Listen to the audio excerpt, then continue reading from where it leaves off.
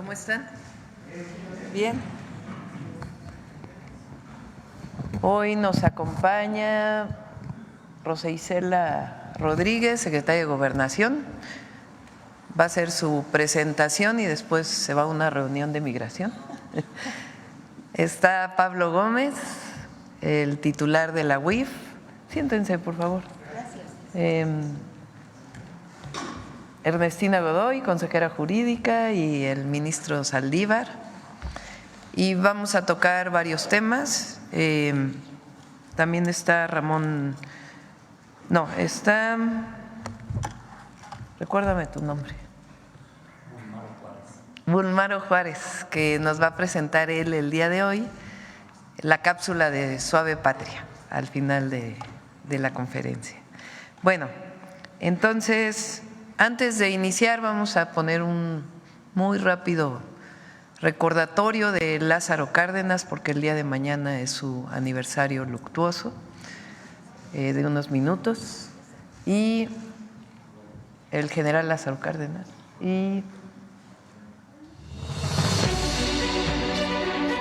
El compromiso de Lázaro Cárdenas con el pueblo de México permitió consolidar los ideales de la revolución, la tercera transformación de la vida pública de México. Nació en Jiquilpan, Michoacán, el 21 de mayo de 1895, el mayor de 8 hermanos. En 1913, se unió a la revolución en contra del usurpador Victoriano Huerta y llegó a ser general. En ese trayecto, mostró las cualidades que con los años lo harían uno de los mejores presidentes de nuestra historia: valentía, lealtad, sencillez, austeridad y solidaridad. En 1928, Lázaro Cárdenas fue elegido gobernador de Michoacán y de inmediato aplicó medidas para paliar la desigualdad y la pobreza.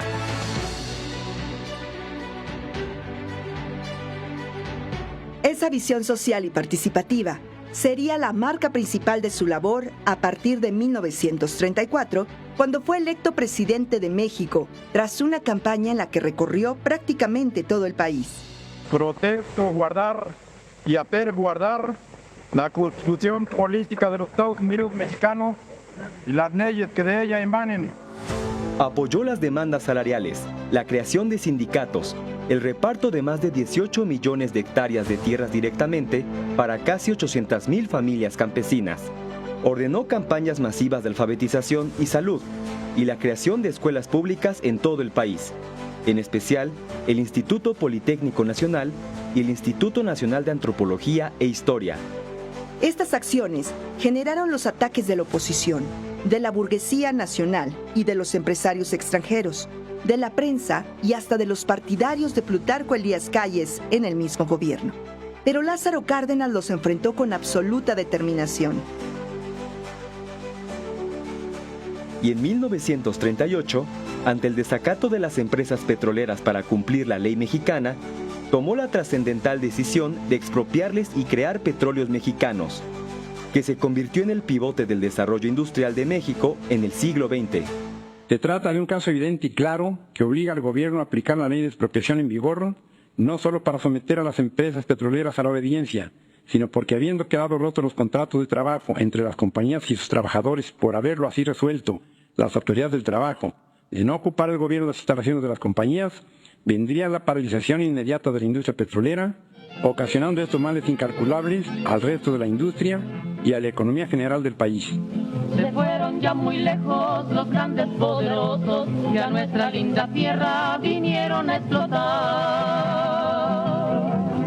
En todas estas medidas, Cárdenas contó con el apoyo decidido del pueblo, que lo sentía como un mandatario austero, honesto y cercano a sus preocupaciones.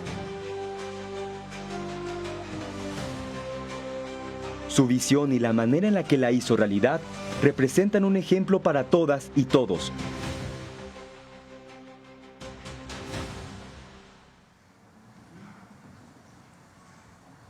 Gran presidente de México, el general Lázaro Cárdenas. Bueno, ahora vamos a seguir hablando del caso García Luna. Rosa Isela va a presentar las investigaciones que hay en México por parte de la Fiscalía General de la República Después Pablo Gómez nos va a presentar, a recordar las investigaciones que hizo la UIF, que también derivaron en carpetas de investigación.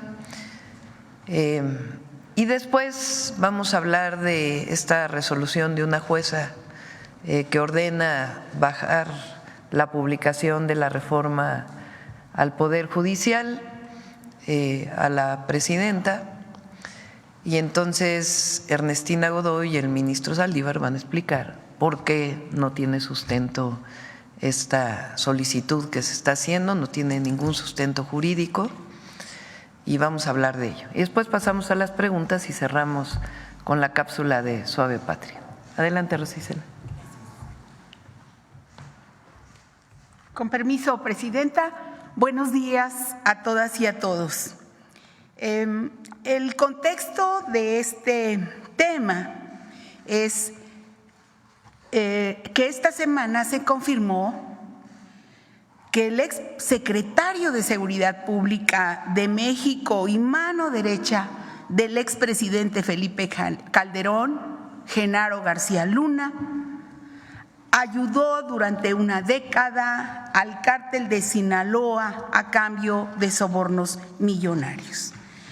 Aquí está recordar que el juez de distrito de Estados Unidos, Brian Cogan, lo condenó a 38 años de prisión y le impuso una multa de $2 millones para participar en una empresa criminal continua por conspiración para la distribución internacional de cocaína, conspiración para distribuir y posesión con intención de distribuir cocaína, conspiración para importar cocaína y por hacer declaraciones falsas. Así, el Departamento de Justicia, la que sigue, el Departamento de Justicia de Estados Unidos dio los detalles en un comunicado emitido donde afirmó que el exfuncionario traicionó la confianza pública y a las personas que había jurado proteger. La que sigue. García Luna inició su carrera en 1989 en el Centro de Investigación y Seguridad Nacional en el CISEN, donde permaneció hasta 1999 y ejerció varios cargos, entre ellos subdirector y director de área, director general y coordinador general de inteligencia. Cuando era subdirector operativo de dicho centro, tuvo lugar el homicidio lamentable del candidato presidencial Luis Donaldo Colosio. El 25 de octubre de 2021, ya en esta época, la Comisión Nacional de Derechos Humanos emitió una recomendación para que se investigara este hecho. Y la Fiscalía General de la República inició la investigación correspondiente, logrando probar que existe evidencia material y prueba científica de que el 23 de marzo de 1994 en Lomas Taurinas, 2 personas accionaron en forma casi simultánea armas de fuego contra el entonces aspirante a la presidencia.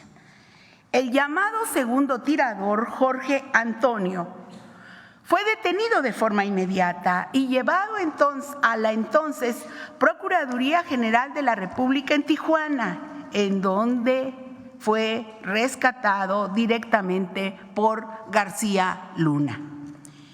El 29 de enero de 2024, la Fiscalía General de la República, a través de un comunicado, dio a conocer que García Luna encubrió a Jorge Antonio, agente del CISEN, asignado a proteger al aspirante priista.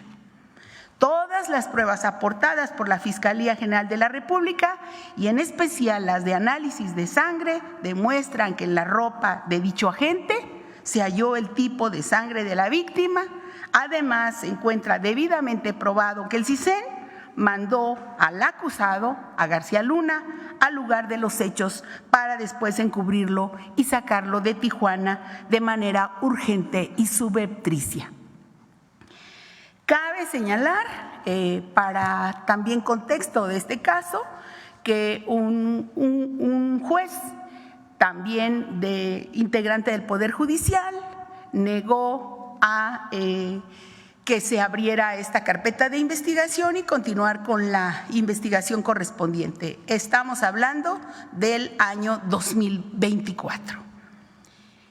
Recordando también que la que sigue, García Luna fue designado en 1999 Coordinador General de Inteligencia de la Policía Federal Preventiva y en diciembre del año 2000, en el gobierno de Vicente Fox, se convirtió en el Director de Operación y Planeación de la Policía Judicial Federal.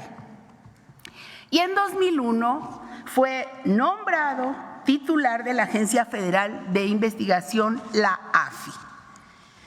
Ya con Calderón en 2006 se convirtió en secretario de Seguridad Pública Federal, cargo en el que se mantuvo todo el sexenio. En noviembre de 2013, García Luna se fue a vivir a Miami, Florida. Fue detenido en diciembre de 2019 en Dallas, Texas, y unos días después trasladado al Centro de Detención Metropolitano en Nueva York, donde hoy permanece, y su juicio duró casi 5 o 6 años. Decir, la que sigue, que entre las órdenes de aprehensión que hoy tiene la Fiscalía General de la República en contra de García Luna por delitos cometidos en México y que no tienen vinculación con el proceso penal de Estados Unidos, se encuentran la relacionada con su participación en la operación llamada Rápido y Furioso por el delito de introducción al territorio nacional de forma clandestina de armas, municiones, cartuchos, explosivos y materiales de uso exclusivo del Ejército, Armada y Fuerza Aérea o sujetos a control. Hay que decir que la averiguación previa se inició en 2009 por la Procuraduría General de la República y que fue hasta el año 2020 cuando García Luna, que ya había dejado de ser secretario de Seguridad, se pudo judicializar por la actual Fiscalía General de la República. En esta operación de Rápido y Furioso, el Grupo de Trabajo sobre el Control de Drogas contra el Crimen Organizado introdujo más de 2,000 armas de forma ilegal a México con el fin de identificar compradores, financiadores, transportadores y traficantes de armas para los cárteles y desarrollar, según ellos, inteligencia que pudiera desmantelar organizaciones criminales, lo cual nunca ocurrió, sino que ese armamento sirvió para potenciar la capacidad de actuación de estos grupos y generó una espiral de violencia en el país. Otra orden de aprehensión en su contra es por el uso indebido de atribuciones, este delito, uso indebido de atribuciones y facultades, así como por asociación delictuosa. Esta investigación también la lleva actualmente la Fiscalía General de la República y se debe a que la Secretaría de Seguridad y Protección Ciudadana en el 2020 promovió una denuncia penal ante la Fiscalía, ya que García Luna promovió un proyecto para la construcción de 12 centros federales de readaptación social bajo el esquema de la participación con la iniciativa privada, logrando que se aprobara el 10 de diciembre de 2010 un presupuesto para la celebración de contratos que se adjudicaron de forma directa a empresas creadas entre julio y octubre de este año 2010, exprofeso para este fin. Y se hizo una justificación del proyecto ante la Secretaría de Hacienda para que el gasto por cada recluso se iba a reducir, lo cual no ocurrió y al contrario, subió en exceso 10, 15 veces más por preso y ya que al pagar un centro de reclusión semivacío, incrementó exageradamente este costo por interno, generando un quebranto a la hacienda pública. Y pues finalmente decir que antier, un tribunal de Estados Unidos sentenció a Genaro García Luna y con ello también quedan asentados sus vínculos con el crimen organizado. Y pues recordar que el presidente López Obrador desde esta tribuna denunció una y otra vez el involucramiento del secretario de Seguridad de Felipe Calderón con organizaciones criminales. Y el Poder Judicial de la Federación no quiso juzgarlo y en cambio liberó a su socia y le regresó las cuentas a su esposa. El expresidente Calderón le dio a García Luna un poder ilimitado. Su gobierno declaró ante el pueblo una guerra contra los criminales que dejó muchas víctimas inocentes. Y las investigaciones de la Fiscalía General de la República en contra de García Luna, como aquí vimos, continúan abiertas. Y también la recuperación de los recursos del pueblo de México que actualmente litiga el gobierno mexicano en Estados Unidos. Subrayar que actualmente el gobierno de México, las autoridades, han decidido siempre estar del lado correcto, del lado de los mexicanos, y estamos comprometidos con la cero corrupción, la cero impunidad y cero complicidad. Eso sería, Presidenta. Compañero Pablo Gómez.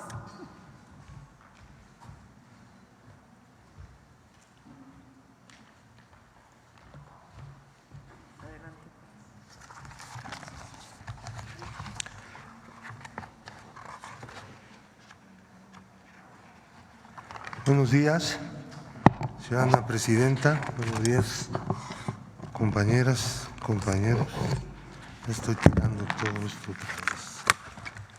Vamos a hablar de la trama corrupta de García Luna. Durante el periodo de 2009 a 2018, la Policía Federal, el CISEN y el ODAPRIS, que es el organismo de prisiones, otorgaron 30 contratos. García Luna, a través del tejido empresarial del Grupo Weinberg, encabezado por Mauricio Samuel Weinberg López y Jonathan Alexis Weinberg Pinto, obtuvo contratos por un total de $727,923,523 y 528,026,666 pesos, de los cuales fueron pagados 625,188,666 dólares y 93,866,666 pesos, con el siguiente detalle. Como ustedes pueden ver, la empresa Numbab Inc. recibió pagos del organismo de prisiones Odapris por 288,5 millones. En NUMBAP recibió del CISEN 44 millones de dólares y algo más, y 67 millones y pico de pesos. Y de la Policía Federal, 14,5 millones. NUMBAP Technologies Inc. del CISEN recibió 208,83 millones de dólares y NICE Systems recibió de la Policía Federal 69,100,000 dólares. GLAC, que es una empresa que aparece como propiedad de García Luna y su esposa, recibió de la Procuraduría General de Justicia de la Ciudad de México, aquí no hubo contrato, un reconocimiento de adeudo y le pagaron en algún momento 26,666,666 pesos mexicanos con 60 centavos.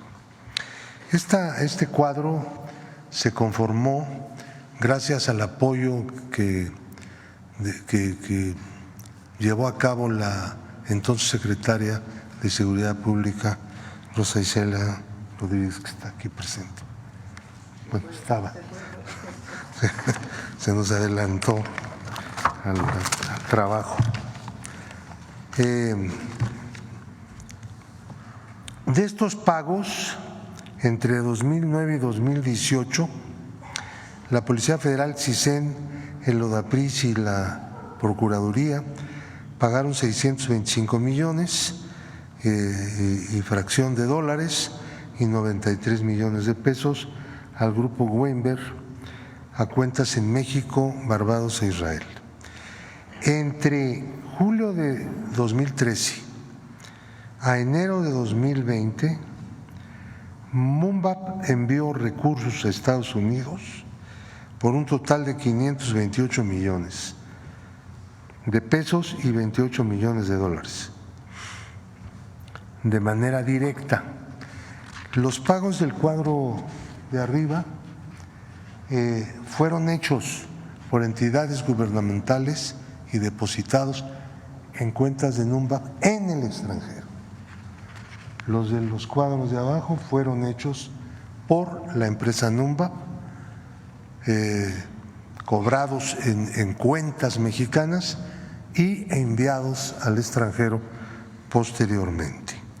Como se puede ver en ese cuadro, en donde tenemos 28,5 millones de dólares y 528 millones de pesos. Quiero decir que las empresas NUMBAP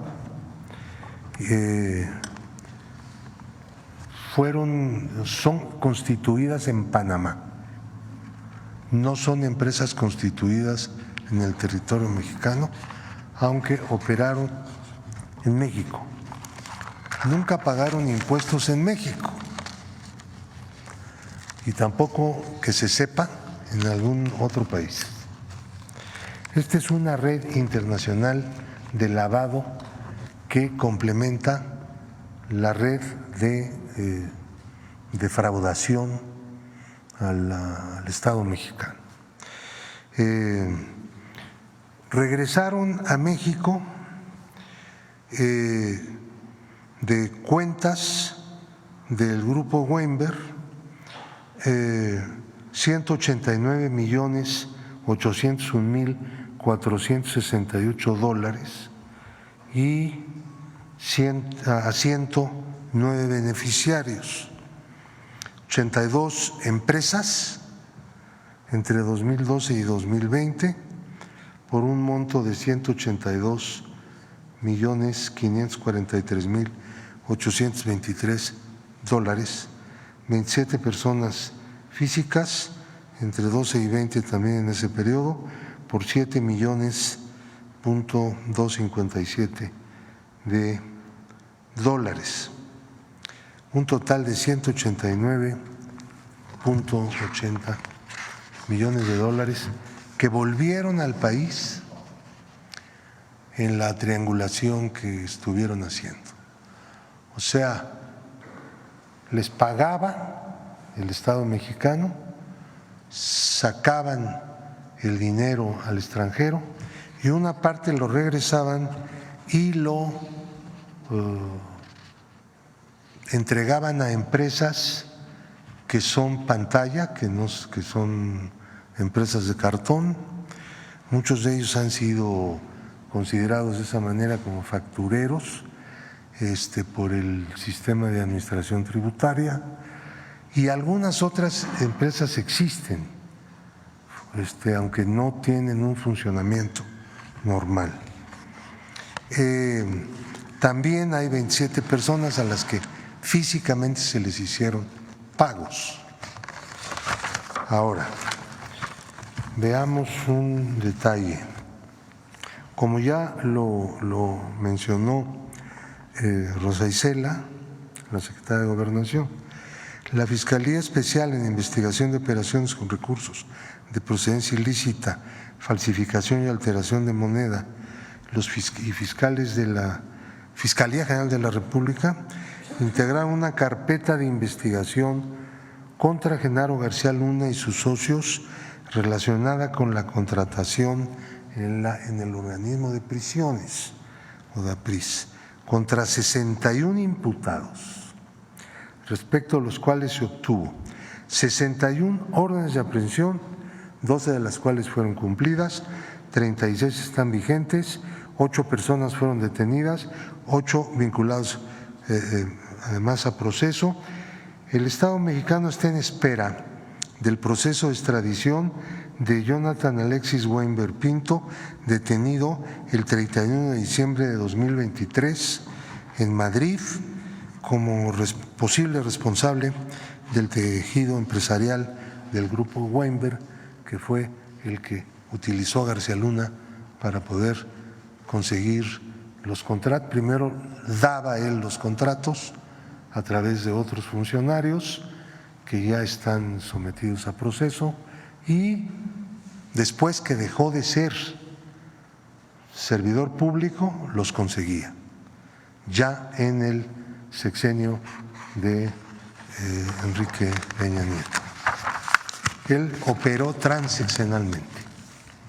Ahora, tenemos un proceso civil que va a culminar en un juicio en el estado de Florida.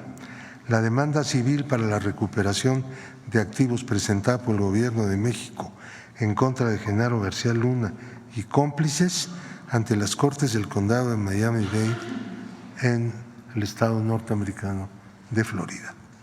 Se reclaman más de 600 millones de dólares procedentes del Estado mexicano a través de operaciones realizadas por el tejido empresarial del grupo Weinberg, dirigido por Genaro García Luna, mediante una red de corrupción y lavado de dinero internacional, en la cual participan 7 personas físicas, 4 empresas contratistas, 40 empresas norteamericanas constituidas para adquirir, poseer bienes, diseminar recursos, recibir pagos y simular actividades.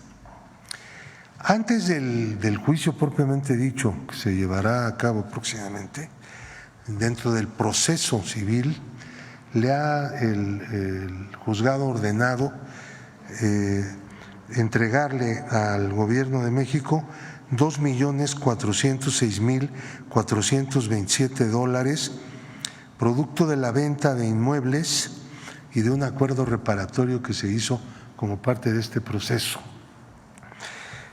Además, un departamento valuado en $555,800, que fue propiedad de García Luna y que ya se le entregó al Gobierno de México para su venta.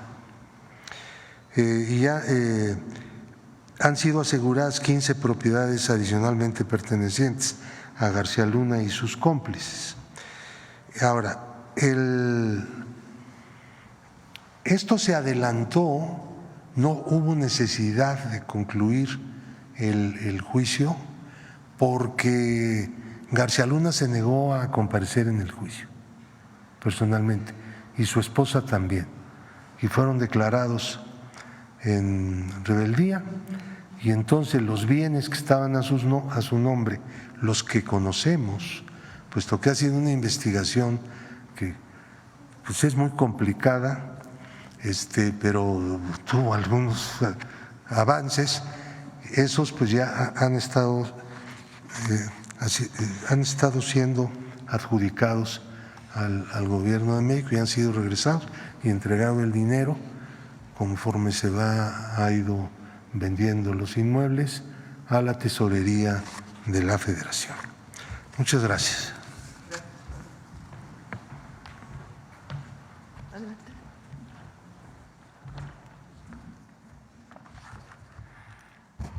Con su permiso, Presidenta.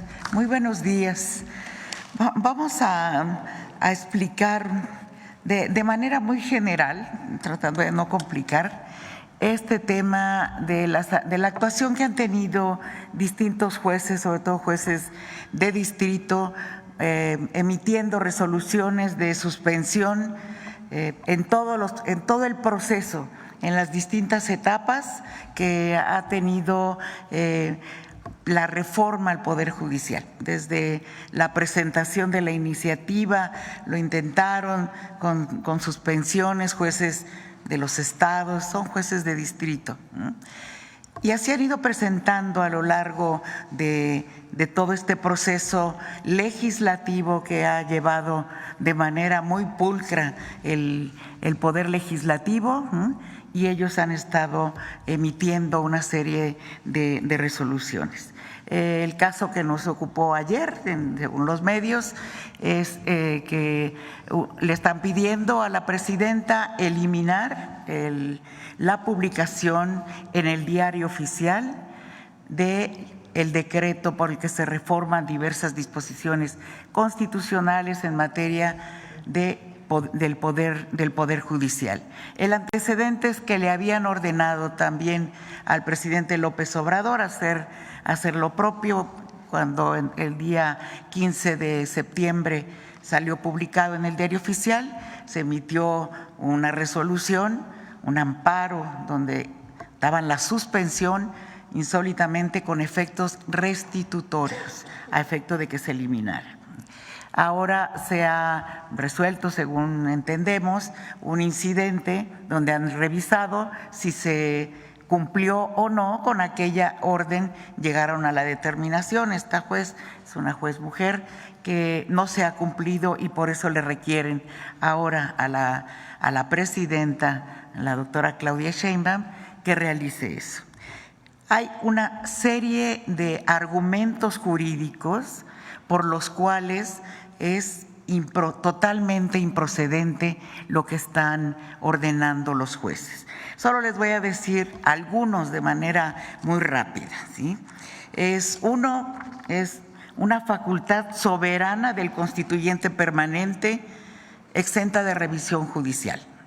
El artículo 135 de la Constitución establece que ésta puede ser adicionada o reformada por el Congreso de la Unión por la aprobación de 2/3 partes de sus integrantes, así como la mayoría de los congresos locales. Esto es una facultad soberana y originaria conferida al constituyente permanente. No en todos los estados está esa posibilidad, en México existe. Es el órgano depositario de la soberanía popular a través de los representantes, con lo cual el Poder Judicial no tiene ninguna injerencia. No existe en nuestro sistema jurídico una disposición constitucional o legal que otorgue al Poder Judicial de la Federación o a cualquier otro ente facultad para cuestionar, revisar o anular la labor del órgano revisor de la Constitución. Por el contrario, la normatividad prevé expresamente la improcedencia de juicio constitucional, de los amparos y demás, en contra de las adiciones o reformas a la Constitución. Un juzgador, por lo tanto, no se puede autofacultar para someter a revisión jurisdiccional una reforma constitucional, porque más allá de sus atribuciones expresas, implicaría ponerse por encima del órgano revisor, erigiéndose en la máxima autoridad del Estado mexicano y desconociendo el postulado del constituyente originario, según el cual la soberanía nacional reside esencial y originalmente en el pueblo y no en un juzgador de distrito, ¿sí? La actuación de estos jueces usurpa atribuciones que le fueron conferidas al poder reformador, que es la máxima expresión. Aunado a lo anterior, pretenden suspender un procedimiento que vulneraría el pacto federal.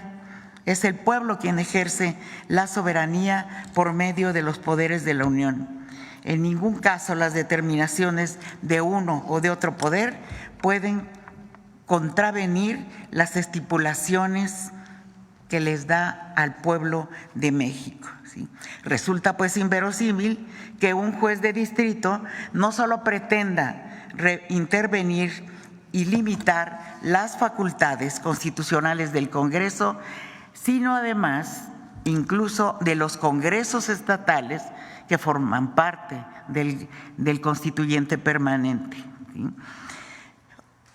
Miren, ellos mismos, ellos saben, son constitucionalistas, son peritos en derecho y saben que la propia Suprema Corte de Justicia, en múltiples criterios, sentencias, hay jurisprudencia, ha negado la posibilidad de que se revise una reforma constitucional. Está clarísimo, lo dicen, no es susceptible de control jurisdiccional una reforma constitucional, ya que se encuentra en sí misma el tema constitucional, ¿sí? La labor del órgano reformador de la Constitución constituye una función soberana, no sujeta a ningún tipo de control externo. Todo está, todo lo tenemos desarrollado y esto, quiero decirles también, hay un claro conflicto de interés, por si no fuera suficiente ya que están desobedeciendo a la propia Constitución. No lo explico, es clarísimo, ¿sí? Es obvio el conflicto de interés que tiene. Es un caso sin precedentes, ¿sí? Se hará, hasta donde la presidenta ha informado, una denuncia ante el Consejo de la Judicatura para que revise.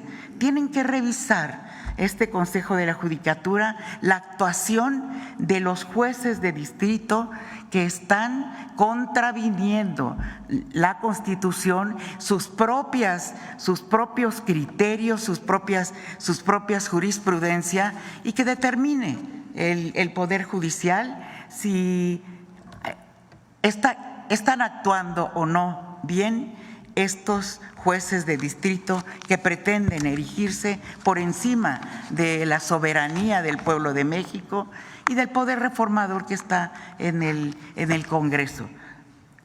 Con eso me quedo, es mucho más complicado, pero de manera general. Gracias. Así, presidente. Rapidísimo. Sí. Con su permiso, presidenta, muy buenos días. En complemento a lo que ya ha dicho la consejera jurídica, simplemente señalo lo siguiente. La Constitución y las leyes también obligan al Poder Judicial Federal. Es un poder constituido que no está exento de actuar en el ámbito de sus competencias. Todas estas suspensiones que se han venido otorgando son abiertamente contrarias a derecho. Primero, porque hay una disposición en la ley de amparo que con claridad establece que el amparo no procede en contra de reformas constitucionales y las y los jueces la han inaplicado de manera automática. En segundo lugar, porque tampoco procede la suspensión en contra de un proceso legislativo, mucho menos de un proceso de reforma constitucional como pretendieron. En tercer lugar, porque una suspensión no puede tener, en casos como este, un efecto restitutivo, que es invalidar o quitar una publicación en el Diario Oficial. Entre otras cosas, se está exigiendo a la presidenta algo que jurídicamente es imposible. El acto ya está consumado. Adicionalmente, se le está pretendiendo dar a la suspensión efectos generales, lo que también está prohibido, y se pretende que las suspensiones tengan efectos en procesos y procedimientos electorales, lo que también está prohibido. Es decir, en estos casos, los jueces y las juezas están actuando claramente al margen de sus atribuciones, con un interés personal y directo en contra de la reforma, estando impedidos para resolver y están trastocando y desafiando el orden constitucional. Muchas gracias. Bueno, resumiendo muy rápidamente, al menos hay 3 denuncias, aunque estamos haciendo una solicitud de información a la Fiscalía General de la República para saber cuántas denuncias hay o cuántas carpetas de investigación hay abiertas contra García Luna en la Fiscalía General de la República. Al menos, como presentó Rosa Isela Rodríguez aquí, hay 3, una relacionada con Rápido y Furioso, otra relacionada con la construcción de estos espacios de detención, reclusorios, que se hicieron a través de contratos privados con costos muy altos y en donde hay participación de García Luna, y por otro lado esta investigación que presenta la UIF, en donde García Luna está involucrado pues en lavado de dinero, vamos a decirlo así. Además está la carpeta de investigación abierta sobre el caso de Luis Donaldo Colosio, el asesinato de Colosio, en donde la Fiscalía encuentra que Genaro García Luna está involucrado. Sin embargo, un juez no dio la orden de aprehensión. Entonces son al menos estos casos y estamos haciendo una consulta para ver si hay otros casos en donde hay investigaciones o incluso ya órdenes de aprehensión contra Genaro García Luna en nuestro país. Lo segundo, una juez, le preguntaba ahora a Paulina si me daban el nombre de la juez. El día de ayer no nos ha notificado, es a través de los medios de comunicación, Nancy Juárez de Veracruz, de Coatzacoalcos, Veracruz, ordena bajar la publicación del Diario Oficial de la Federación de la reforma al Poder Judicial. Y ahí dice que si no se hace eso, se dará vista al Ministerio Público y que el delito para la presidenta, porque es un amparo, dentro de un juicio de amparo, son 9 a no sé cuántos años de cárcel. Entonces, ¿cuánto? 3 a 9 años de prisión. Entonces, en el primer caso es muy importante lo de García Luna, porque hay temas jurídicos, denuncias contra el criminal Genaro García Luna en México. Y lo segundo, la explicación que dan Ernestina Godoy y el ministro Saldívar, es que la juez no tiene ninguna atribución para solicitar que se quite del Diario Oficial de la Federación esta publicación. Primero, porque no tiene atribución, porque una juez no está por encima del pueblo de México. Y segundo, porque jurídicamente no tiene ningún sustento lo que está haciendo. Y tercero, porque es el Poder Legislativo quien ordena al presidente, el entonces presidente Andrés Manuel López Obrador, la publicación en el Diario Oficial de la Federación. Entonces, no vamos a bajar la publicación, número 1, y número 2, vamos a hacer una denuncia de esta juez ante el Consejo de la Judicatura.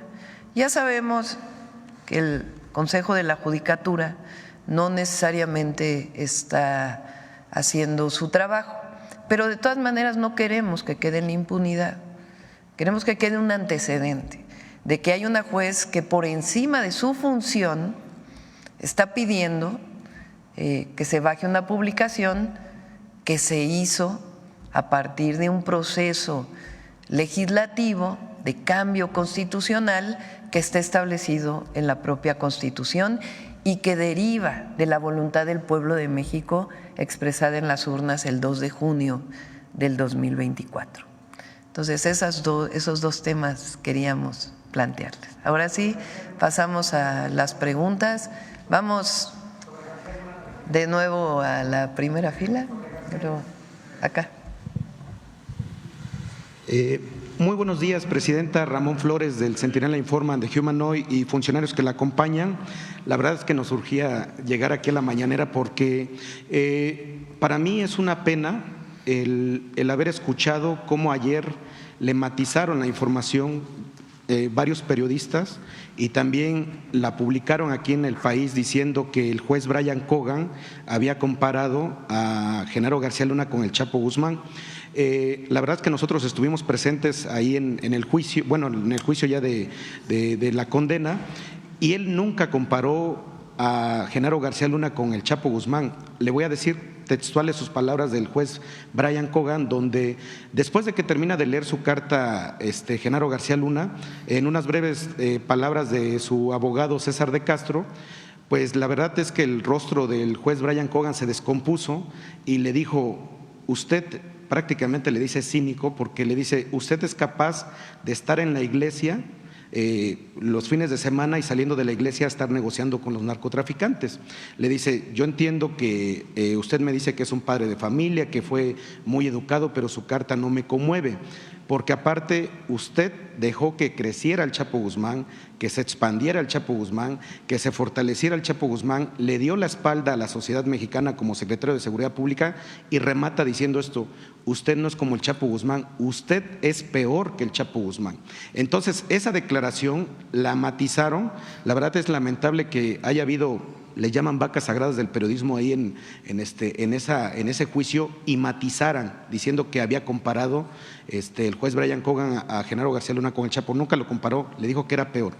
Bueno, y también, Presidenta, preguntarle a don Pablo Gómez, porque también vimos el descaro brutal de que llega la esposa de Genaro García Luna, que tiene una orden de aprehensión aquí en México, llega allá al juicio y cuando sale, ahorita le voy a mandar el video a Paulina, cuando sale, muchos hermanos migrantes la increpan de que regresara lo robado y la señora con una sorna, con una sonrisa, se fue riendo. La verdad es que los medios independientes que estábamos ahí, pues le decíamos que no la fueran a agredir porque no era válido, pero con una sorna, y eso no lo tolera el pueblo. Entonces, preguntarle primero a don Pablo Gómez si ¿qué avance hay sobre su orden de aprehensión con la Fiscalía General de la República? ¿Qué pasó con la jueza que le liberó las cuentas? Y ahorita le hago una misma pregunta sobre el mismo tema. Pero, gracias. ¿Quieres comentar algo?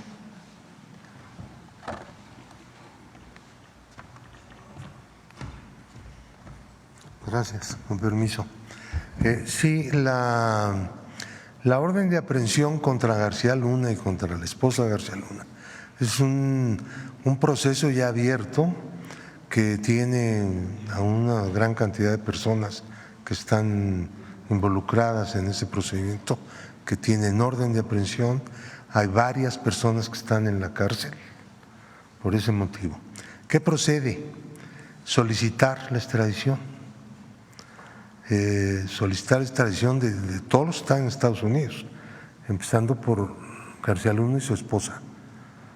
El hecho de que García Luna esté en la cárcel no quiere decir que no haya que solicitar la extradición, porque una persona puede abandonar la cárcel por cualquier motivo, y en ese momento se aplica la extradición y el gobierno de Estados Unidos estaría en condiciones y con la obligación de enviar a México a esta persona cuando eventualmente abandone la cárcel.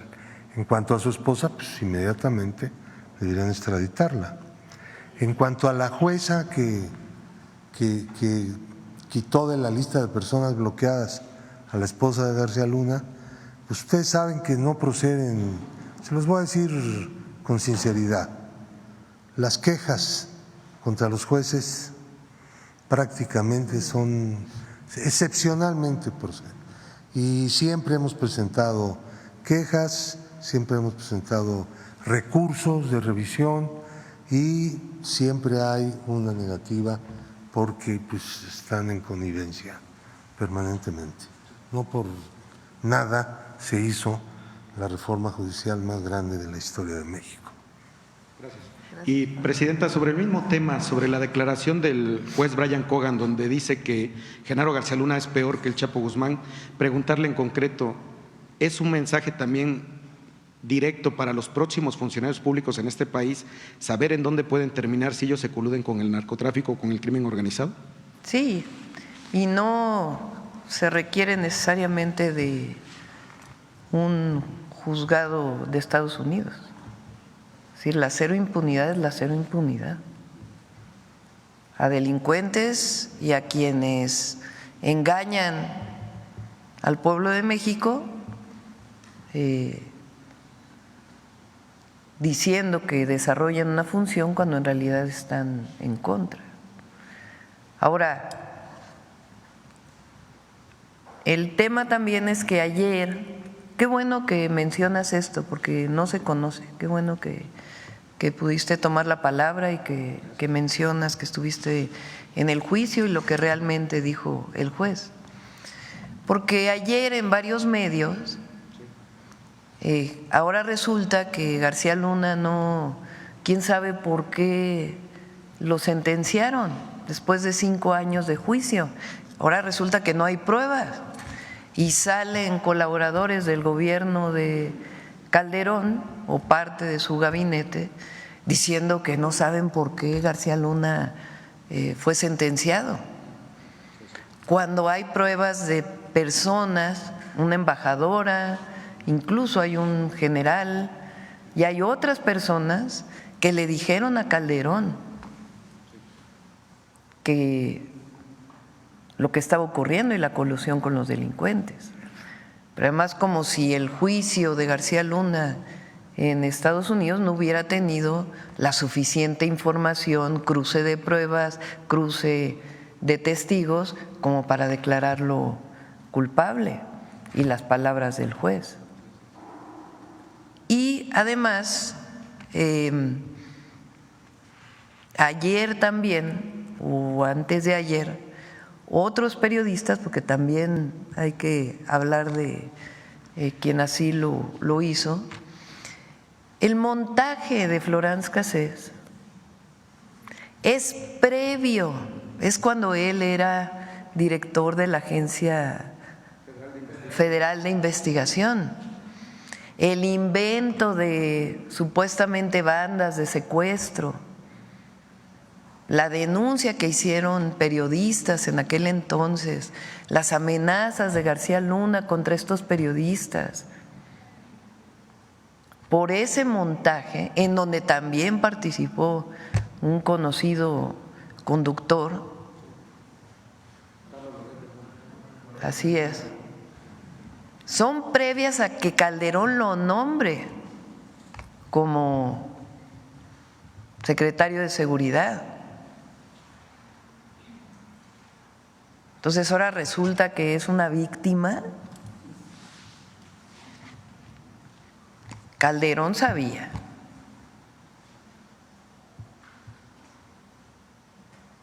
Y no puede él ahora decir que no sabía nada, porque además hay declaraciones de él diciendo yo me haré responsable si resulta culpable. Y entonces cargan ayer un montón de exfuncionarios diciendo que García Luna es inocente. Pues es triple cinismo, hipocresía y todo lo demás.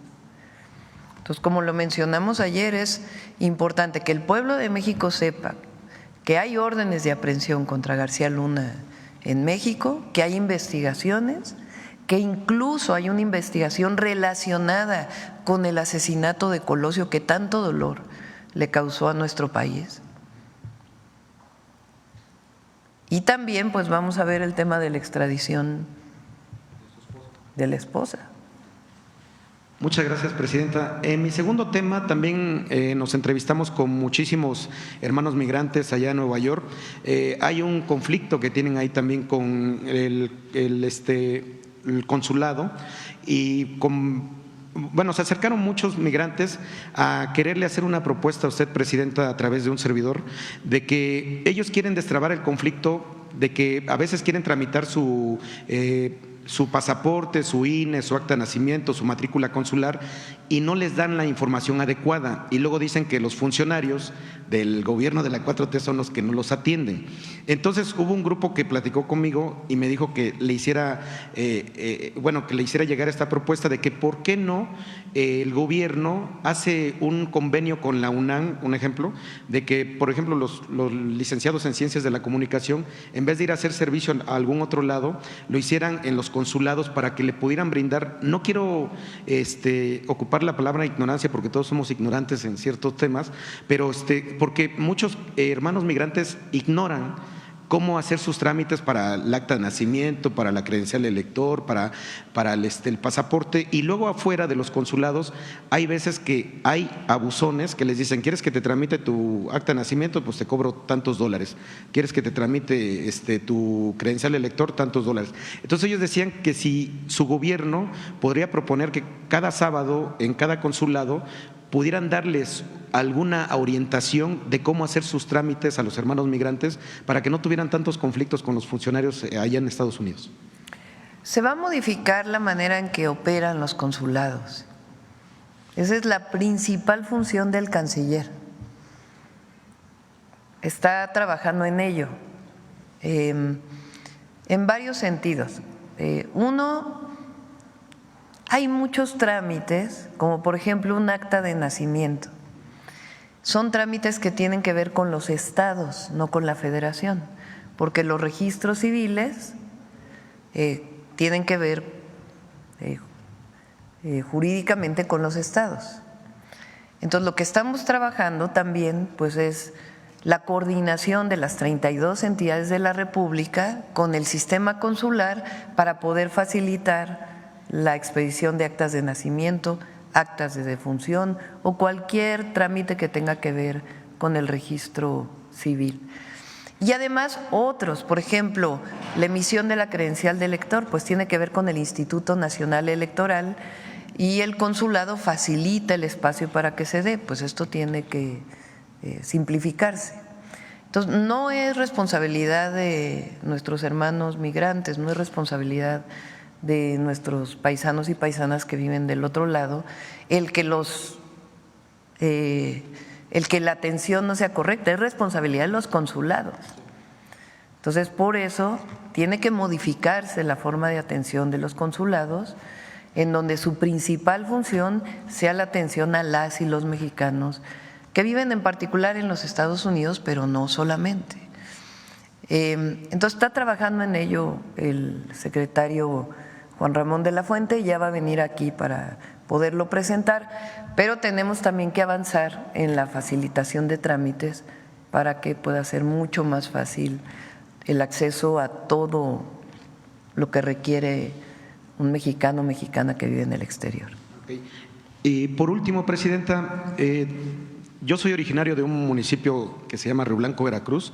Es tiempo de mujeres, como usted lo dice. Se me acercó una señora de 92 años y me dijo que se sentía muy contenta porque ella pensó que iba a fallecer sin ver a una mujer presidenta, pero que ahora dice: por favor explícale a la presidenta que mencionan a Josefa a doña Josefa Ortiz sin el Domínguez, y mencionan a varias mujeres más y dicen que es tiempo de mujeres, pero que si usted sería capaz de hacerle justicia a todas las heroínas olvidadas que participaron tanto en el movimiento del 7 de julio de 1907, en lo que fue previo a la revolución allá en Río Blanco, Veracruz, en las que estuvieron también en las huelgas de Cananea, o sea, todas las mujeres que no tienen nombre, que si usted podría hacerles un monumento llamándoles no las heroínas olvidadas, sino las heroínas sin nombre, presidente.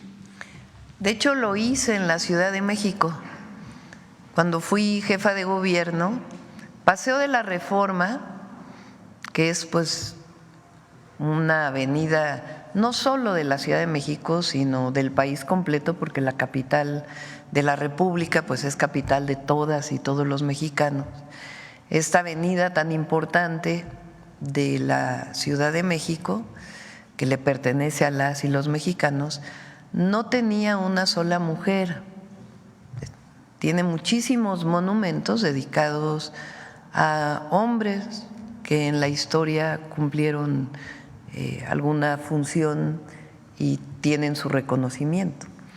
Entonces, como primera jefa de gobierno electa, dije, vamos a hacer el Paseo de las Heroínas en Paseo de la Reforma, que va hacia el bosque de Chapultepec.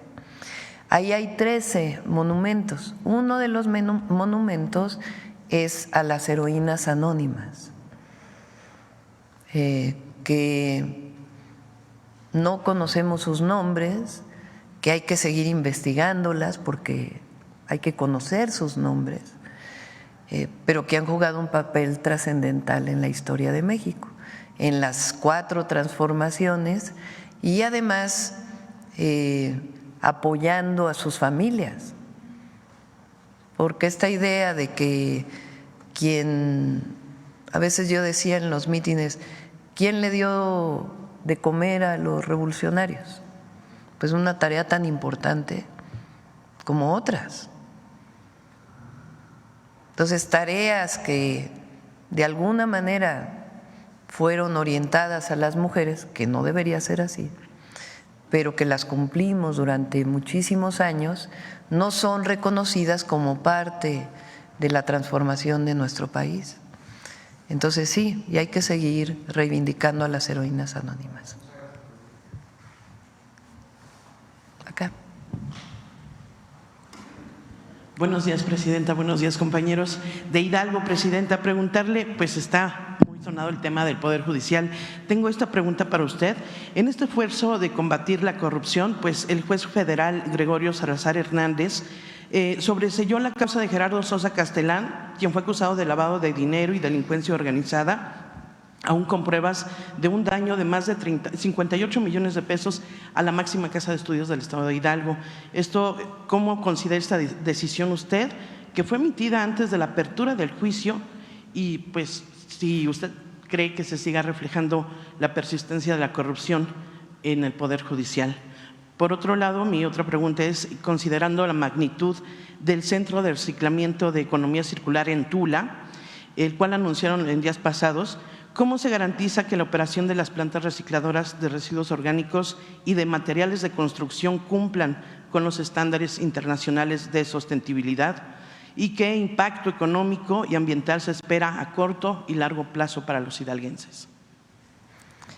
Bueno, sobre el primer caso, hay que conocer pues todo lo que sustenta y pues no se puede sobreseer un caso si tiene sustento, ¿no? Ahora es importante que se sepa que la reforma al Poder Judicial tiene varias etapas.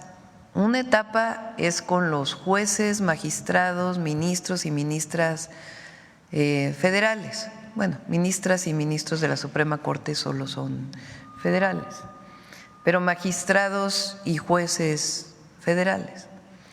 Pero la reforma establece un tiempo. ¿Cuál es la fecha límite? Pero en 180 días, máximo 180 días, los estados y la Ciudad de México deben cambiar sus constituciones para que los jueces locales y magistrados locales, estatales, también sean electos. Entonces, no solamente son los federales, también son los estatales que llevan casos, por ejemplo, de la justicia familiar, que es un tema muy relevante, y también tiene que haber modificaciones. Entonces, la reforma al Poder Judicial va. Ni un juez, ni una jueza, ni 8 ministros pueden parar la voluntad del pueblo de México. La reforma va. Ya estamos preparando otro paquete de leyes secundarias muy importantes que se derivan de la reforma constitucional, desde la ley orgánica de la Suprema Corte de Justicia, para determinar además particularmente el Tribunal de Disciplina, para que tengan muy claras sus reglas y otras reglas, hasta muchas leyes que tienen que ver con los procedimientos.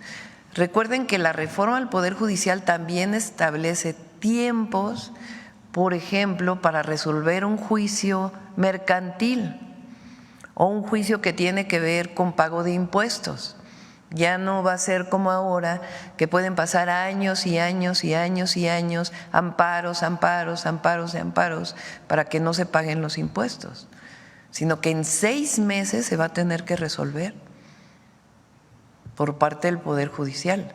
Para ello tienen que cambiarse varias leyes secundarias. Entonces está trabajando para estas leyes secundarias, algunas incluso se están trabajando desde aquí, también desde el propio Poder Legislativo, para que muy pronto quede ya todo el paquete de la reforma al Poder Judicial y además cuando se elijan los jueces, magistrados, magistradas, ministros, ministras, ya esté todo el sistema judicial nuevo para que entremos pues a una nueva era de la justicia en México. Y de del nuevo Centro de Reclutamiento de Economía Circular, Presidenta. Sí, perdóname. Por favor. Ahí donde se iba a construir la refinería de Calderón, que nunca se construyó, que quedó en media barda, se está construyendo en una parte un hospital del IMSS que ya va a terminar muy pronto, lo vamos a ir a inaugurar. En la otra parte son alrededor de 700 hectáreas. Tula es una ciudad que durante muchos años ha recibido mucha contaminación por el río Tula, por los propios municipios conurbados a Tula, por la refinería, por la planta de generación eléctrica. Entonces el objetivo es hacer un saneamiento integral, pero no solamente del municipio de Tula, sino desde la zona metropolitana del Valle de México. Entonces está trabajando en el saneamiento del río Tula y otros ríos que desembocan en el río Tula.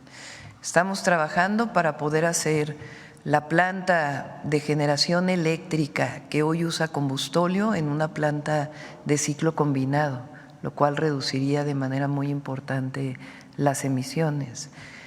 La coquizadora de la refinería, que va a ayudar muchísimo, que ya va muy adelantada, el presidente López Obrador la dejó muy adelantada, y además en ese terreno un centro, le llamamos, de economía circular, de reciclamiento de residuos.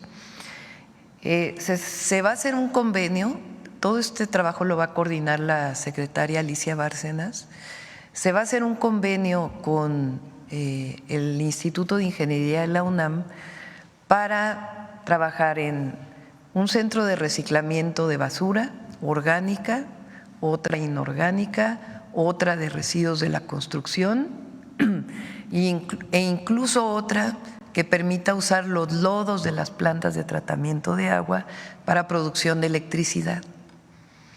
Entonces, justicia a toda esta zona de Hidalgo, y estamos trabajando muy bien con el gobernador y con la gobernadora Delfina y también con Clara, porque finalmente es un proyecto metropolitano. ¿En cuánto tiempo se podrá ver reflejado esta parte de...?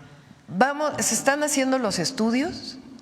Yo creo que los estudios para poder tener un proyecto ejecutivo definitivo estarán en el primer trimestre o finales del primer trimestre del 2025, y a partir de ahí ya se presentaría a la población de la zona metropolitana el proyecto integral y cuánto tiempo llevaría su construcción.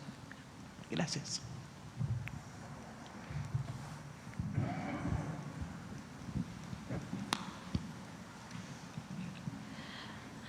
Gracias, presidenta. Muy buenos días.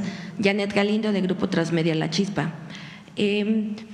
Presidenta, dentro de esta llamada y de esta imposición que quiso hacer esta jueza de Veracruz, Nancy Juárez, también hace un llamado hacia la parte judicial, y bueno, les dice que si en algún momento hay alguna respuesta, hace una invitación, dice que van a ir contra el expresidente Andrés Manuel López Obrador.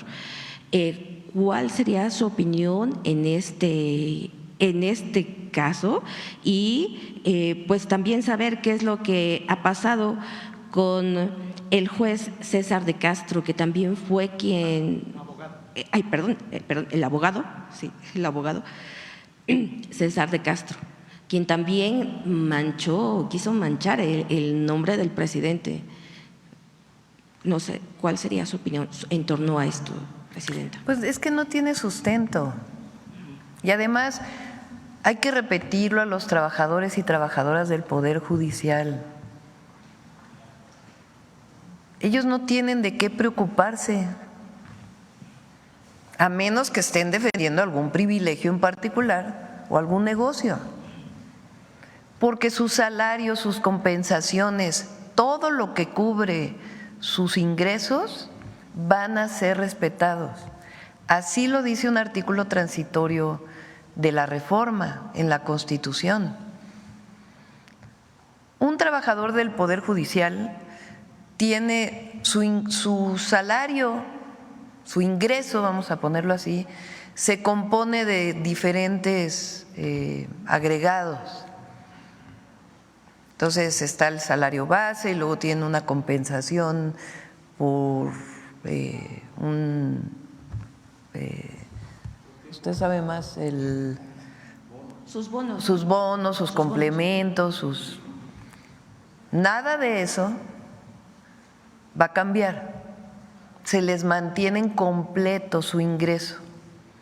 Ahora, ellos tienen acceso por su contrato colectivo a un seguro de gastos médicos mayores, está en su contrato colectivo. Yo no estoy de acuerdo, pero está en su contrato colectivo y se tiene que respetar el contrato colectivo.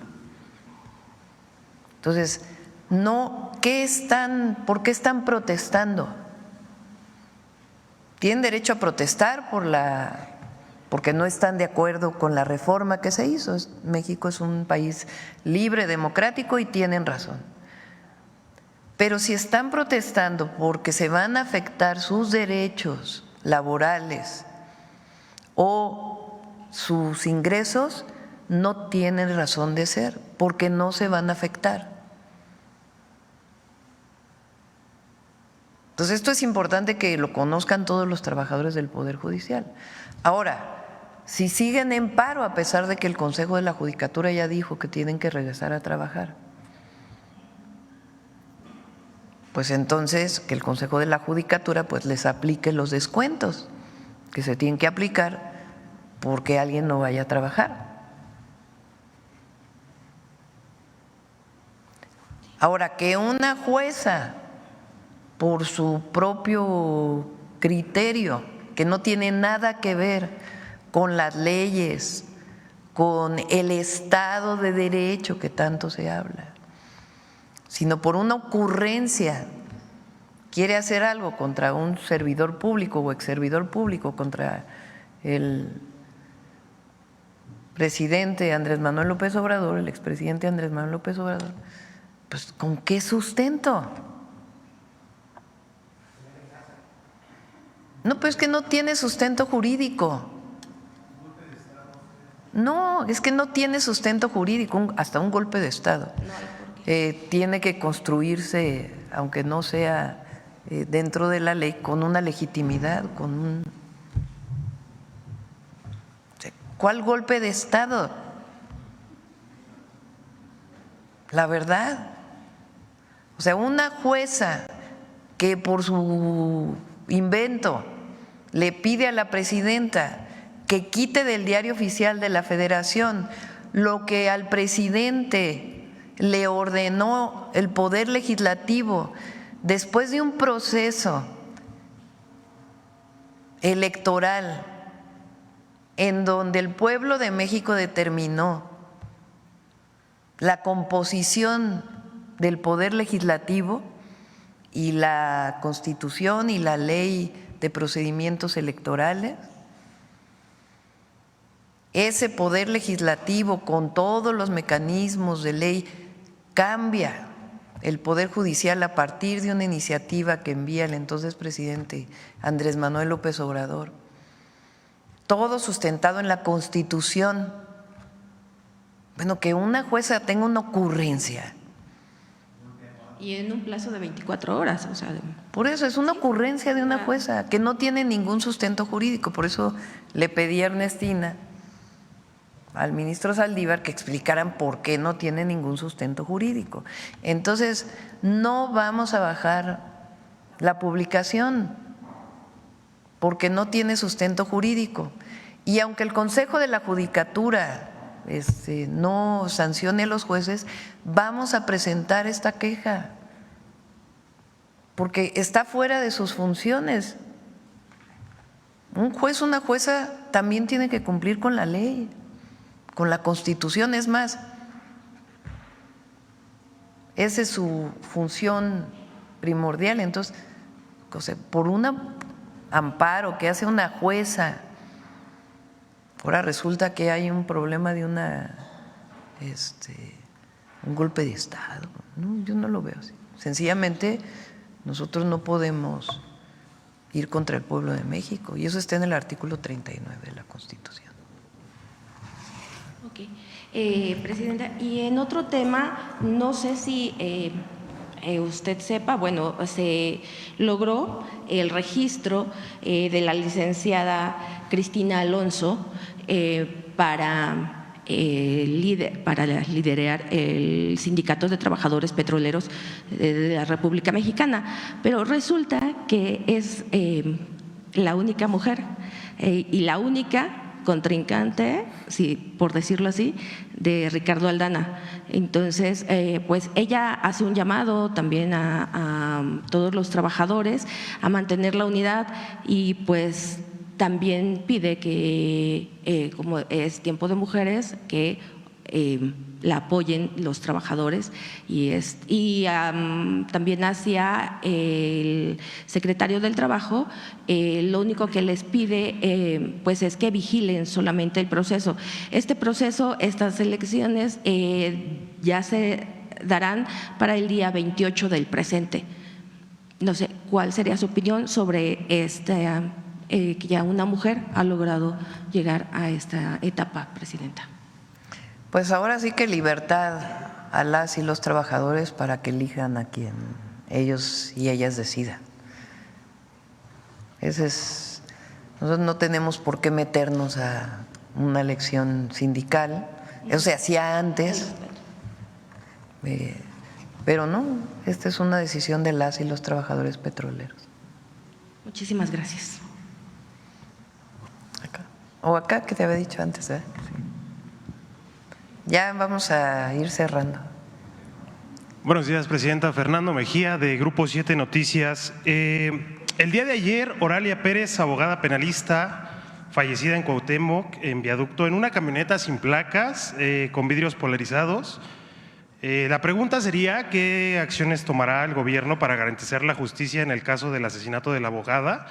¿Y qué medios de implementación se tomarán para, pues, o si se tomaría como feminicidio? Esa sería mi primera pregunta, presidenta.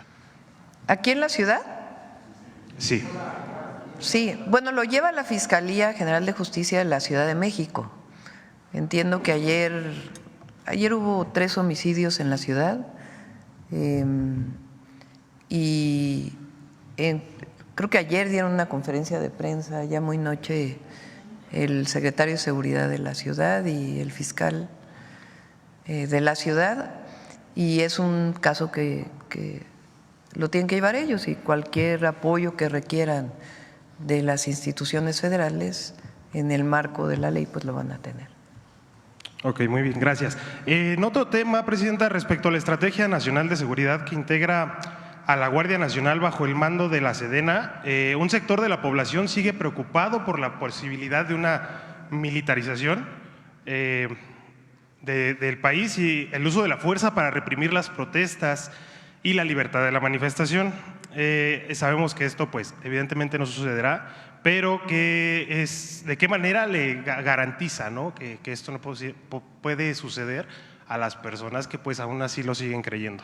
Eso por una parte. Y en segundo lugar, ¿de qué manera esta reforma ayuda a que las denuncias anónimas relacionadas con la distribución minorista de droga en colonias conflictivas de la Ciudad de México o en el país en general, cómo ayuda? ¿Qué serían? ¿La última cómo? Sí, la última, de la reforma, cómo ayuda a que las denuncias anónimas en sectores pequeños, en colonias conflictivas, ayuda a que la distribución minorista pues sea atacada. Sí, a ver, empiezo por la última. Un ciudadano, una ciudadana, ¿a quién le presenta una denuncia?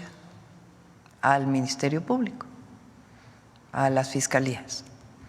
La Fiscalía tiene la obligación de integrar, abre una carpeta de investigación cuando se presenta la denuncia, y la Fiscalía tiene la obligación de integrar las pruebas, sea que sean proporcionadas por la víctima o bajo la propia investigación. Hay delitos más graves, delitos menos graves. ¿Qué hace con esa carpeta de investigación? Una vez que tiene las pruebas, presentar ante un juez la solicitud de una orden de cateo para seguir con la investigación o una orden de aprehensión. ¿Qué es lo que ha pasado hasta ahora? Además de que las fiscalías tienen sus propios problemas, se solicita una orden de aprehensión y no se otorga, no procede. O procede y de inmediato viene un amparo, que de manera poco clara se otorga para poder liberar al delincuente, sea del fuero común o delincuencia organizada o delincuencia de cuello blanco u otro tipo, cualquier tipo de delito. ¿Por qué la reforma al Poder Judicial ayuda a todas y a todos los ciudadanos?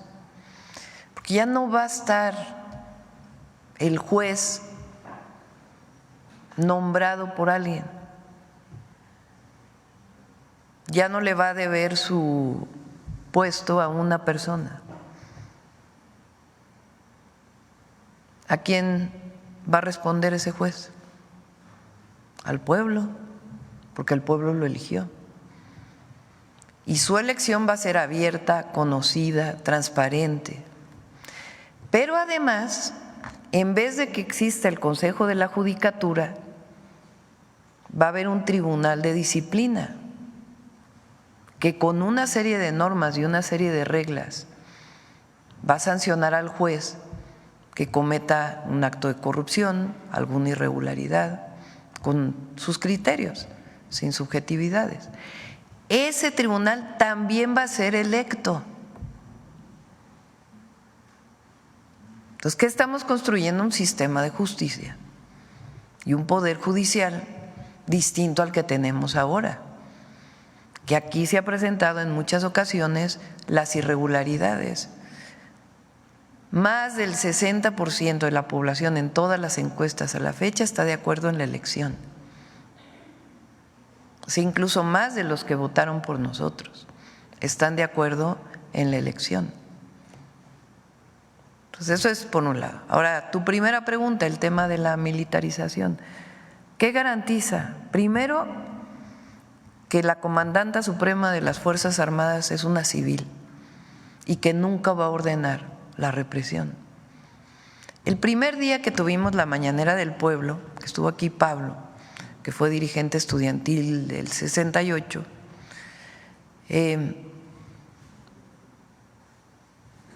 presentamos un decreto, una publicación que salió en el Diario Oficial de la Federación, en donde decíamos: el máximo responsable de esa matanza del 2 de octubre fue el entonces comandante supremo de las Fuerzas Armadas. ¿Por qué? Porque él mismo reconoció y además se jactó de lo que ocurrió, de ordenar esa represión como único responsable, más allá de las investigaciones judiciales. Entonces, eso por un lado. Por otro lado, que estamos viviendo un proceso de transformación que busca la libertad, la democracia, que no queremos regresar al pasado represivo. Y tercero, el marco jurídico en el que actúa la Guardia Nacional o la propia Secretaría de la Defensa Nacional, la Secretaría de Marina o cualquier fuerza del Estado mexicano, que tiene que cumplir con el respeto a los derechos humanos. Entonces, no hay militarización. Muchas gracias. Ya nada más para finalizar, estos temas los abordo porque realmente creo que hay un gran sector de la población que aún está incisivo en esa parte y se cree que la militarización aún existe, ¿no? O va a existir. Ya nada más para terminar, ¿qué piensa con respecto a la división que existe dentro del PAN por la división con respecto a Genaro García Luna, con lo que se hablaba hace un momento, con respecto a que unos están a favor y otros totalmente se deslindan del tema de Genaro García Luna y de que el silencio del expresidente, ¿no? Bueno, no estuvo en silencio, ha estado muy comunicativo. Bueno, el silencio actual, ¿no? Bueno, ha estado muy comunicativo, la verdad. Ayer tuvo una entrevista con Ciro Gómez, después de su largo tuit tuvo una entrevista con Ciro Gómez Leiva. En su tuit dice que él nunca supo, pero que lo volvería a hacer. Que nunca supo, pero lo volvería a hacer. Y después en esta entrevista, sale esta cuestión de que Genaro García Luna es una víctima y que no hay pruebas, cuando ya fue sentenciado. Entonces, por eso es importante lo que planteamos aquí. No solo es lo que el juicio en Estados Unidos, sino que aquí tiene cuentas pendientes con la ley García Luna, que tienen todo el sustento, y una que no se quiso dar una orden por un juez de aprehensión, que está vinculado, fíjense nada más, está vinculado con el asesinato de Luis Donaldo Colosio.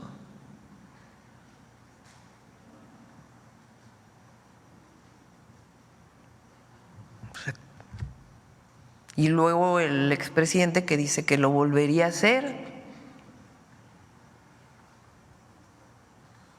cuando además él ya sabía, antes de asignarlo como secretario,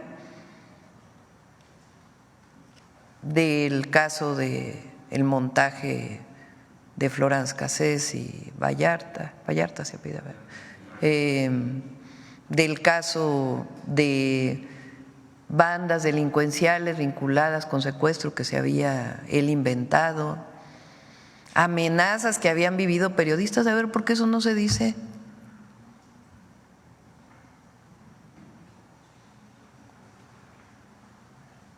Entonces, no, sí ha estado muy comunicativo. El asunto es que la verdad es que el pueblo de México sabe.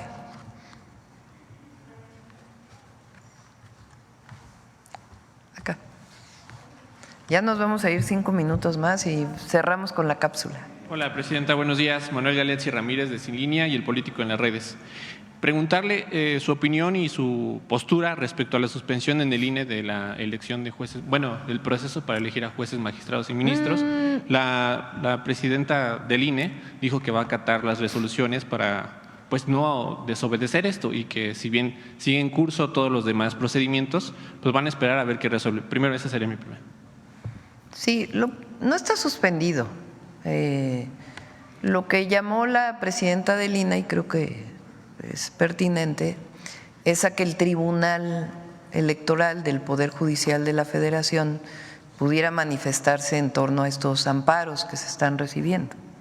Porque también es importante que se sepa, en el caso de elecciones, quien tiene la atribución final para determinar si procede o no una elección, decir si se realizó bien o mal, no es la Suprema Corte de Justicia de la Nación, es el Tribunal Electoral del Poder Judicial de la Federación.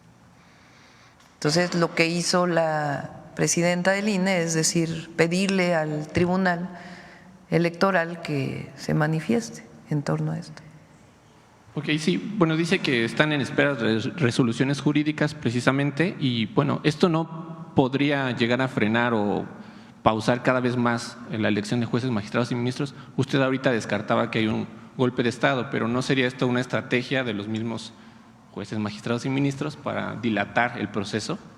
No tienen sustento jurídico, no hay sustento jurídico. Ok, perfecto. Y por otro tema, preguntarle, dado que ha generado pues cierta desinformación en los medios, el ataque que ocurrió ayer en las instalaciones del Diario del Debate, esto con relación también para preguntarle qué avances tiene de la estrategia de seguridad que nos informó aquí, dijo que se iba a tener de manera especial y esto también permitiría pues quitar cualquier amarillismo, cualquier sensacionalismo que pudiera haber en torno a esto, si se comentó hoy en la mesa de seguridad en la mañana, dado que es un tema que a los periodistas pues nos preocupa y nos ocupa.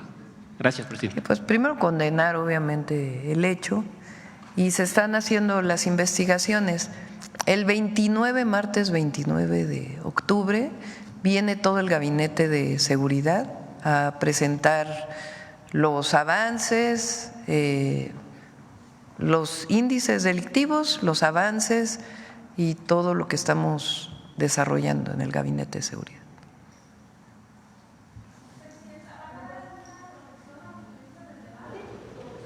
Si lo solicitan, por supuesto que sí. Vamos a estar en contacto con ellos. Gracias, Presidenta. Esteban Durán, Vanguardia, Veracruz. Presidenta, volviendo al tema de la reforma judicial, ¿qué garantiza que estos cambios que están por llegar efectivamente se acabe la corrupción dentro pues, de este sistema?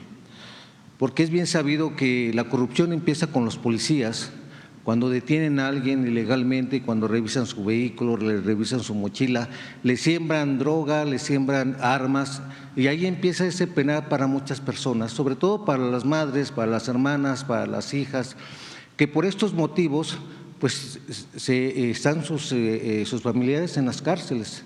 Están ilegalmente con carpetas fabricadas de delitos. Entonces, allí, repito, allí empieza la corrupción y acaba con los jueces, donde algunos de ellos se prestan, ya sea por situaciones económicas, a esta situación. El expresidente Andrés Manuel López Obrador señalaba que la justicia está al mejor postor, quien tiene más dinero obviamente puede sacar a su familiar sin ningún problema de estas cárceles. ¿Qué garantiza esto, presidente? Que efectivamente se acabe con esto, porque la violencia, como usted lo manifestó, pues es contra las mujeres, contra las madres, contra las hermanas, contra las tías, etcétera, que ven con mucha pena, se acaban sus días ahí, se acaba su poca economía que tienen para poder recabar pues el dinero que les están exigiendo los abogados o pseudoabogados que se aprovechan de las circunstancias para pedirles dinero por cualquier cosa, por copias, por aquello, por lo otro. Igualmente, pues los jueces se ven involucrados en esas circunstancias. ¿Qué garantiza esto que efectivamente se acabe la corrupción en todos los niveles? Desde mi punto de vista,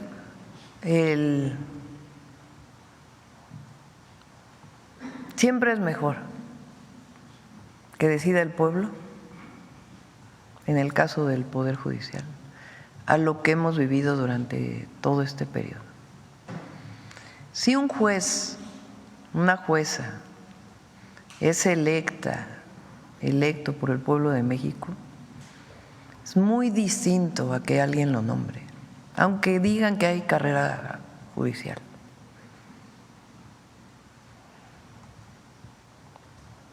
Porque la corrupción se da cuando actúas en la clandestinidad, cuando no hay transparencia, ni te debes al pueblo, al servicio público. Pero además se está construyendo un sistema en donde va a haber este tribunal sancionador a los jueces. A ver, ¿cuántos jueces ha sancionado el Consejo de la Judicatura?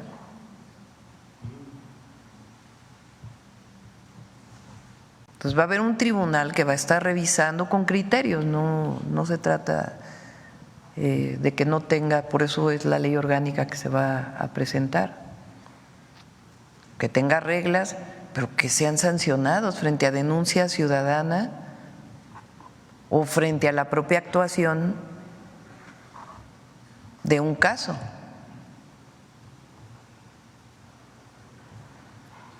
Entonces es mucho mejor que se elijan al sistema actual y los ministros y ministras de la Corte.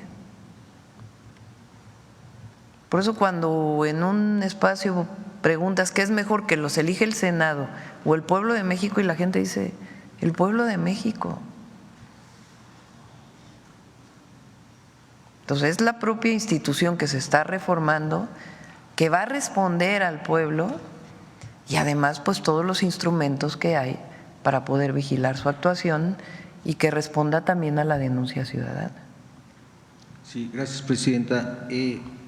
Quizás en este mismo sentido hubo un periodo llamada la Guerra Sucia, principios de los 60, finales de los 80, donde se iban a abrir los expedientes, los archivos, para que las víctimas de este periodo, de sus hijos desaparecidos, de sus madres, de sus padres, etcétera, pues tuvieran justicia y se diera igualmente con los responsables y asimismo castigarles. Quizá ya algunos de ellos pues ya ni siquiera están aquí, pero ellos demandan aún a estas fechas pues que se haga algo, que se abran esos archivos, y no sé qué opinión le pueda merecer a Pablo Gómez, que él sufrió prácticamente todo esto, si se podría abrir esos archivos y dar con los responsables para que de esta manera se castigue y hacerle justicia a quienes sufrieron de este periodo pues de la Guerra Sucia, como se menciona.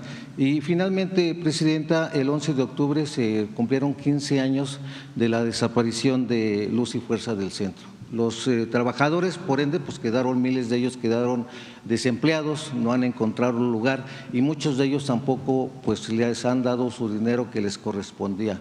El Sindicato Mexicano de Electricistas pues quizá a lo mejor ya no pueda ser reconocido porque ya no está la empresa, pero muchos de ellos aún falta que se integren al sistema de compensación por justicia social.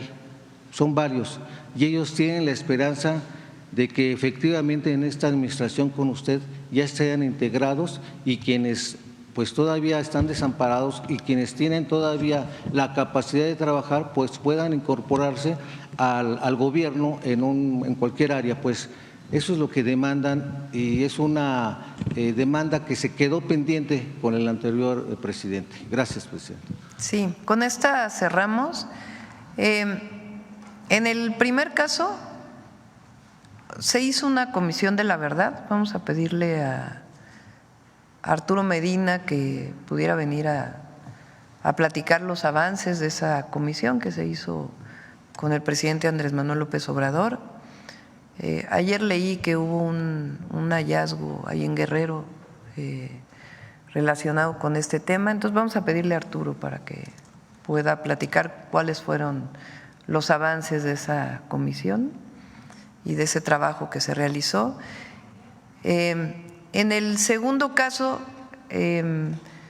hay ahí la posibilidad, lo está viendo el INDEP, que es quien está a cargo el Instituto para devolverle al pueblo lo robado. Es la institución que el presidente orientó, y además por ley es así, que viera el tema de la indemnización a las y los trabajadores de esta injusticia que se cometió en el periodo de Calderón, de la desaparición de Luz y Fuerza del Centro. Entonces lo revisamos.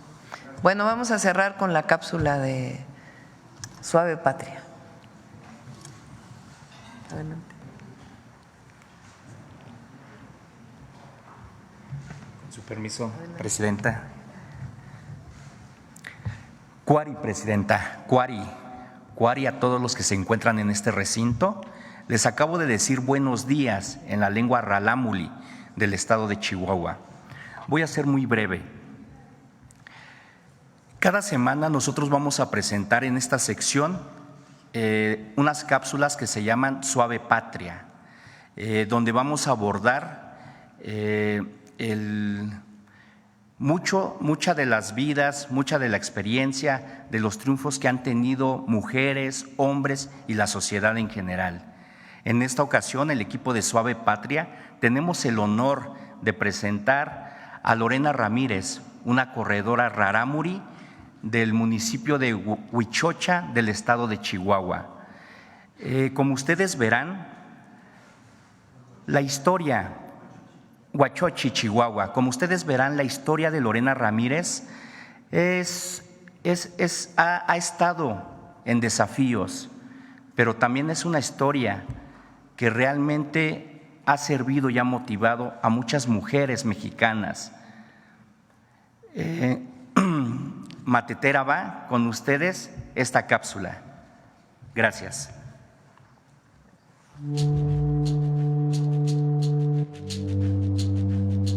Yo me llamo Lorena Ramírez, soy ultramaratonista, yo vengo de la Sierra de Chihuahua.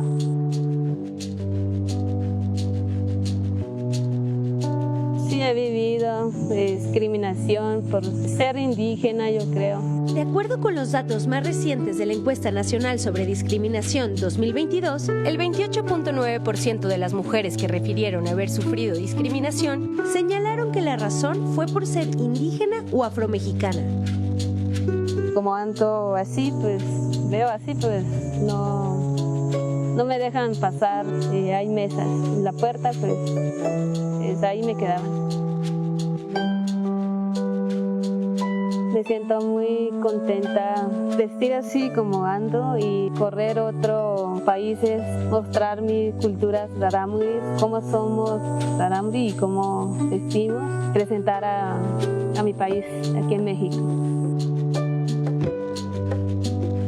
Somos 6 corredores, mi papá era corredor.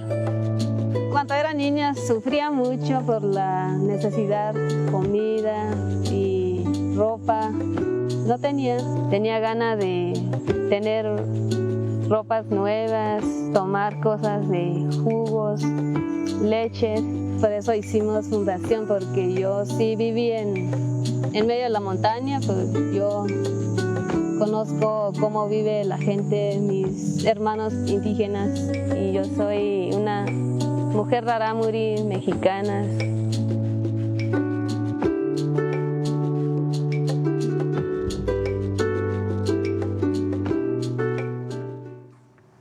Muchas gracias a todas y a todos. ¿Van a ir a Tabasco? ¿Sí? Vamos a Tabasco.